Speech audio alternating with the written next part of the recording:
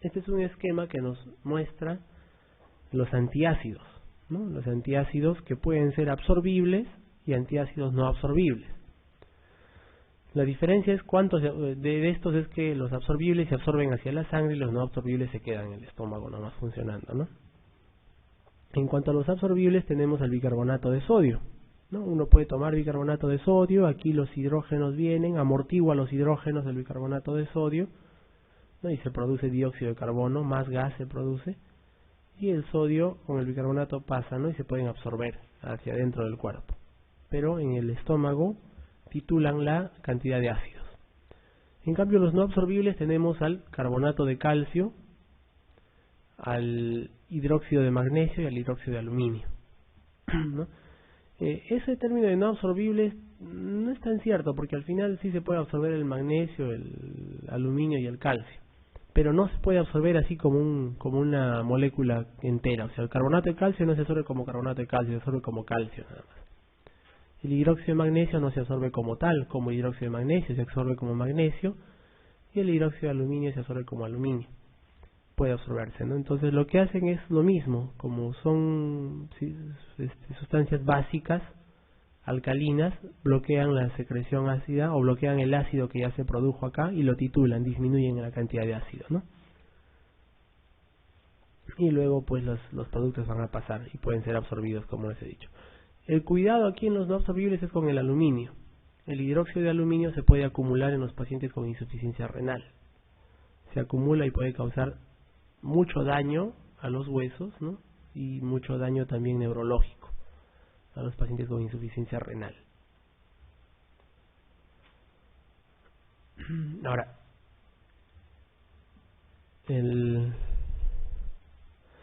muchos de las sustancias que compramos en la farmacia normalmente y que son antiácidos contienen esta combinación: hidróxido de magnesio más hidróxido de aluminio. ¿Ya? Hay que tener un poquito de cuidado con esa combinación.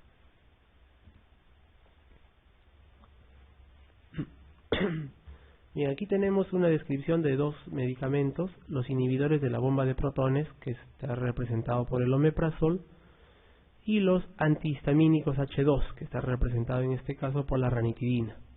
¿Ya? Por ejemplo, aquí ingresa el medicamento, ¿no? Al estómago. En el estómago puede liberarse de su capa protectora de ácido, ¿no? Y aquí tenemos al medicamento que ingresa a la sangre y desde la sangre llega hasta la célula parietal. En forma inactiva está en la sangre, el omeprazol por ejemplo está en forma inactiva, y una vez que ingresa a la célula parietal se activa recién, lo que les decía hace un rato.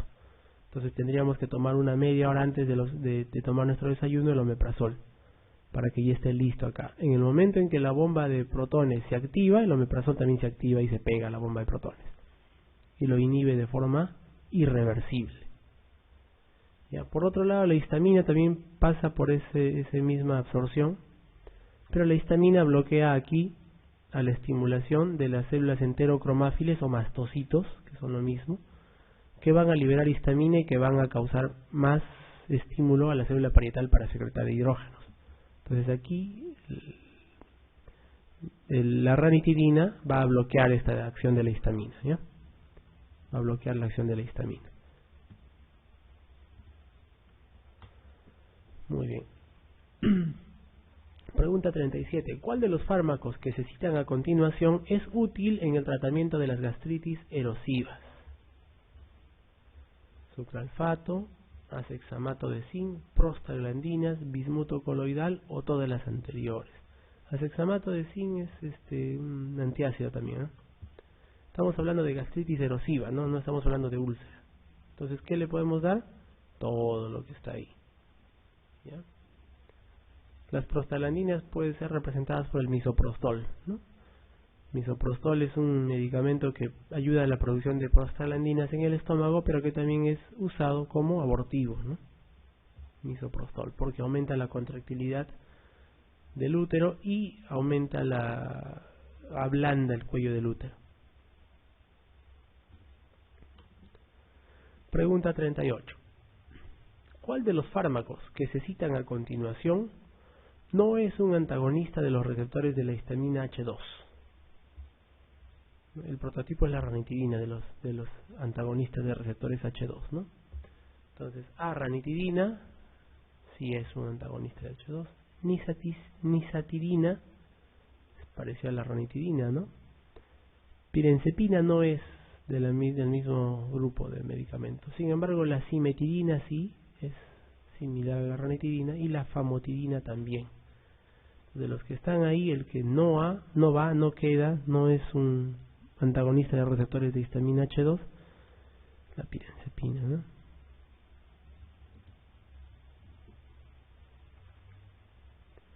(39) ¿Cuál es el mecanismo de acción del omeprazol, lansoprazol y pantoprazol? Ya eso ustedes saben. ¿Cuál es?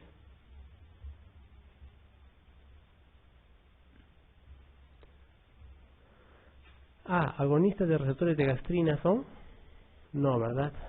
No inhiben la gastrina. B, ¿inhibidores de la bomba de protones? Sí, ¿verdad? Eso es. C, ¿antagonistas de los receptores muscarínicos? Tampoco. D, ¿antagonistas de los receptores de la somatostatina? No. Y E, ¿aumentan la secreción de moco y bicarbonato? Tampoco. La respuesta es la B.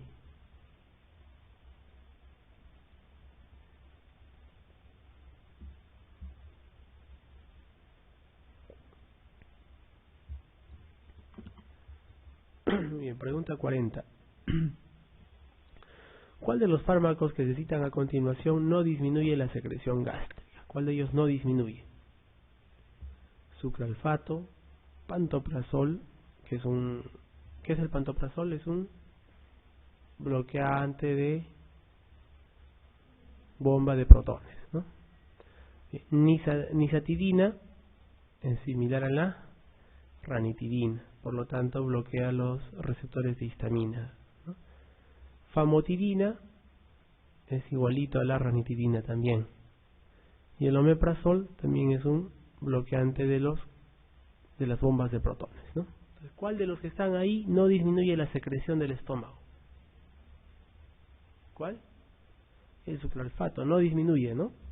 Dijimos que uno toma sucralfato y el sucralfato se pega a la úlcera o al tejido dañado, pero no disminuye la secreción gástrica sigue igualita. La respuesta es la A, sucralfato. Pregunta 41. ¿Cuál de los siguientes fármacos se ha mostrado útil en el tratamiento de la diarrea asociada al gastrinoma?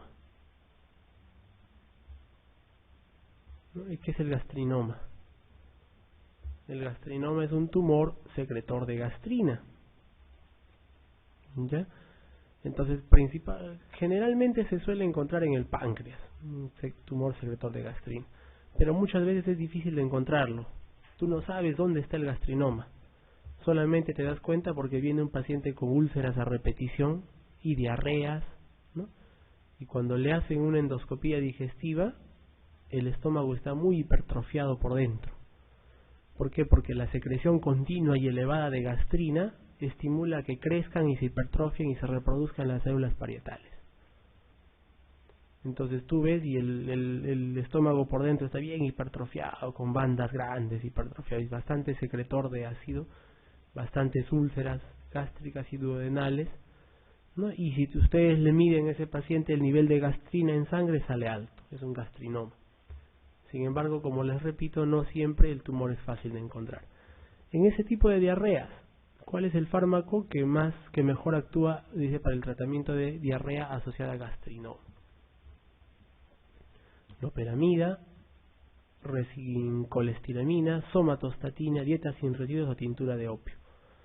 Recuerden que la loperamida es un opiáceo, ¿no? Como habíamos visto hace un rato, los opiáceos, una de las acciones adversas del opiáceo la estamos aprovechando, la acción adversa de producir estreñimiento, constipación, ¿no? Eso se está aprovechando en el caso de la loperamida, pero no es muy útil en gastrinoma, ¿no?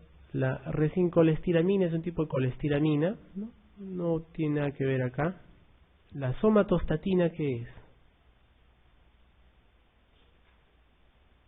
¿no? ¿Y qué hace la somatostatina? Es una hormona que lo que hace en el lecho esplácnico y sobre todo en el tracto gastrointestinal es disminuir la cantidad de secreciones de todo el intestino de la somatostatina, ¿no? Disminuye la cantidad de secreciones. Y también, ¿por qué lo hace? Porque indirectamente, ¿no? O antes que eso, disminuye la cantidad de sangre que le llega a los intestinos, al estómago, a los intestinos. Un análogo de la somatostatina, ¿cuál es? El octreotide. ¿Se acuerdan? Octreotide se usa en qué? En sangrado por varices esofágicas, ¿no?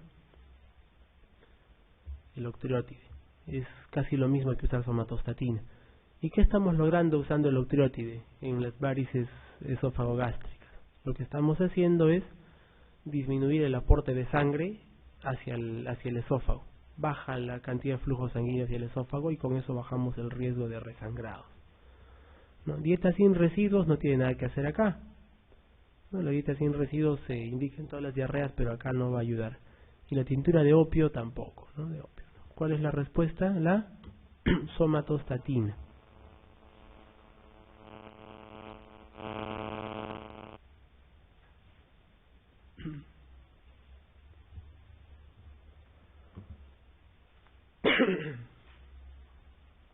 Muy bien. Esto se refiere a la estimulación de la peristalsis por un bolo intraluminal.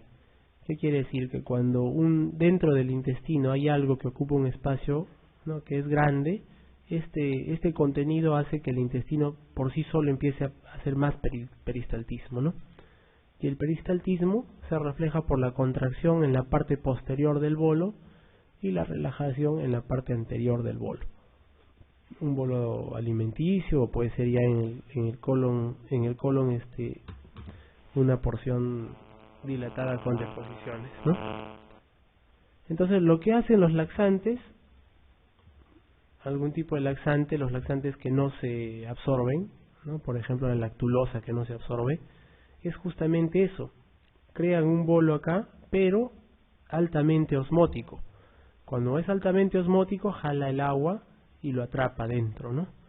Jala el agua del exterior del intestino y lo atrapa y se hincha, ¿no? Crea un espacio grande, y en este espacio inflado grande en el intestino va a ocurrir lo que estamos viendo acá arriba: contracción en la parte posterior y relajación en la parte anterior, y va a mejorar el peristaltismo también, ¿no? O sea, los laxantes no solamente ablandan las heces, sino que también pueden mejorar el peristaltismo, ¿no? Aumentar el peristaltismo de los intestinos.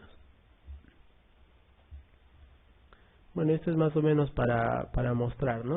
Los laxantes activos osmóticamente son aquellos que crean una gradiente de osmolaridad dentro del intestino y jalan agua, ¿no?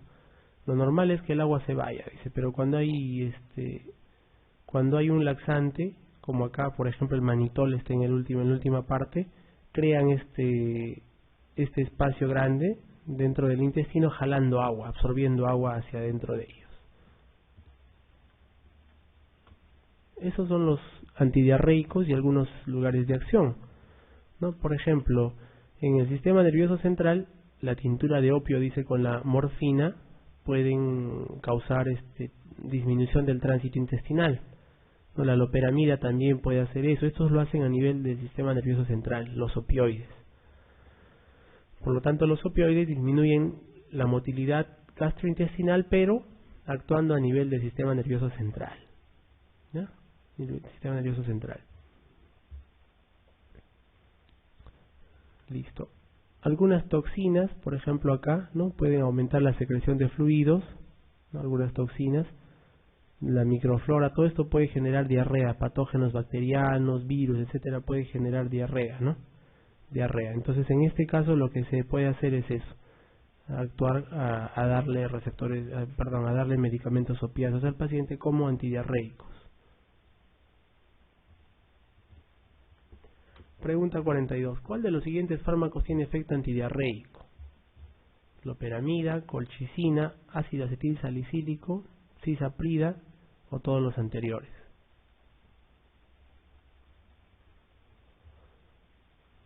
¿Cuál de estos es antidiarreico? el loperamida, ¿no? Que es un opioide que actúa a nivel central disminuyendo la motilidad de los intestinos. Loperamida. 43.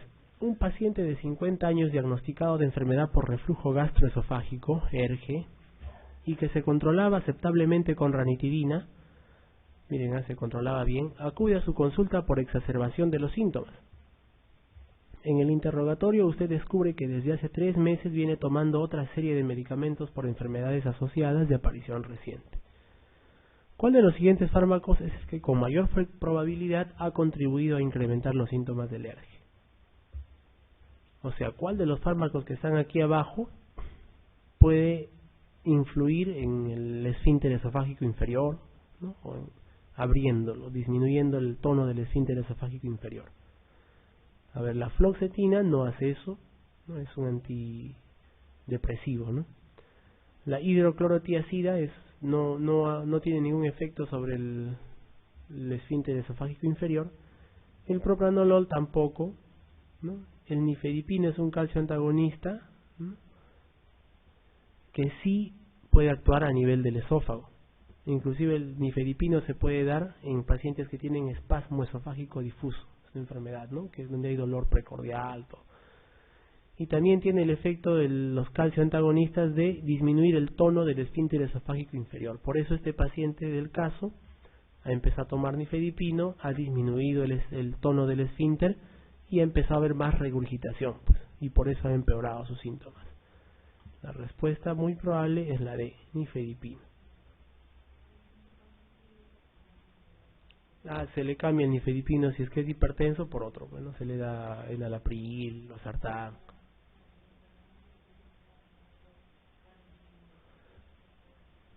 Se puede cambiar, pero lo usual es cambiar el que está ocasionando el problema, ¿no? Le cambias el nifedipino y le sigues con ranitidina nada más. O si no, le puedes cambiar a omeprazol si quieres, ¿no? Pero la idea es que a él le ha estado yendo muy bien con ranitidina. Si le ha estado yendo muy bien con ranitidina y no ha tenido efectos adversos, no ha tenido nada de nada y le ha estado yendo bien, hay que seguirle, ¿no? Hay que identificar cuál es. O sea, eso ya es criterio del médico, pues, ¿no? Si tú quieres, le das omeprazol y le sigues con el nifedipino y probablemente va a seguir el problema porque el esfínter esofágico va a seguir abriéndose, ¿no? 44. En un paciente con esofagitis secundaria a reflujo gastroesofágico, ¿cuál de las siguientes medicaciones debería evitarse? De los que están ahí, algo debería evitarse. Teofilinas, cisaprida, domperidona, furosemida, sucralfato. Es básicamente la misma pregunta, solamente que con otros medicamentos, ¿no? ¿Cuál de estos de acá disminuye el tono del esfínter esofágico inferior? Cisaprida, domperidona, furosemida, sucralfato o las teofilinas. Las teofilinas son las que disminuyen el tono del esfínter esofágico inferior.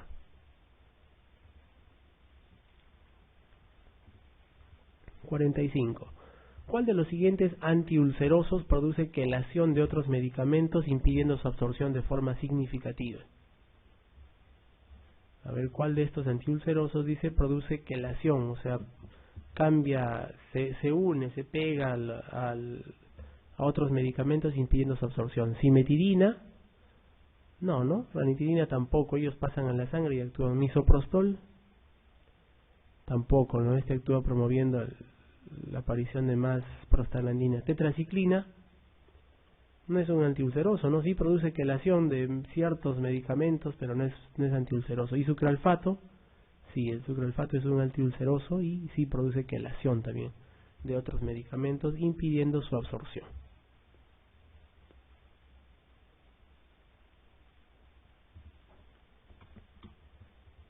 46. ¿Cuál de las siguientes sustancias presenta un máximo poder neutralizante sobre la secreción ácida del estómago? A ver, ¿qué van a decir ustedes? Sales de bismuto, sucralfato, hidróxido de magnesio, hidróxido de aluminio o carbonato de calcio. ¿Cuál de ellos es más neutralizante de la secreción ácida?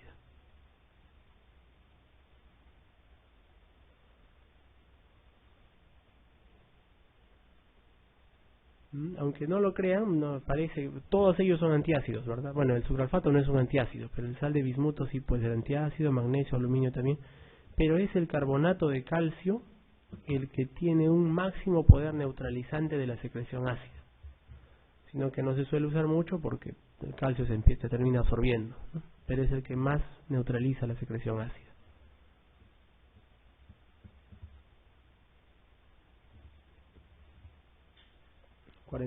¿Cuál de los siguientes fármacos resulta más útil en el tratamiento de las úlceras de los pacientes con síndrome de Zollinger-Ellison?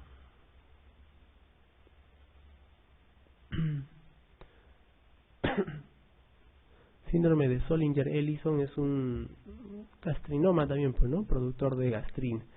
Entonces, ¿cuál de ellos funciona mejor? Dice, en el tratamiento de las úlceras, tanto de estómago como de duodeno, en los pacientes con síndrome de Zollinger-Ellison.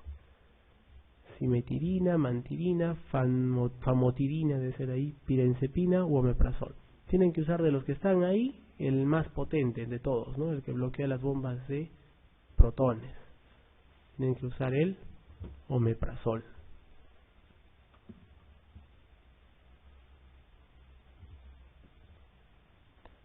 Pregunta 48. En la colitis ulcerosa y enfermedad de Crohn son dos de las enfermedades inflamatorias intestinales, ¿no? Que causan inflamación de todo el intestino, en algunos casos perforación también.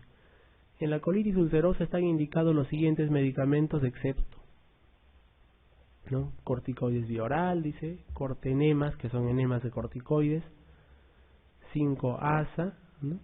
Tratamiento específico de ellos, codeína para las diarreas o semercaptopurina. ¿Cuál está no indicado en la colitis ulcerosa? ¿No? La codeína. Todos los demás sí se usan, ¿no? En la colitis ulcerosa.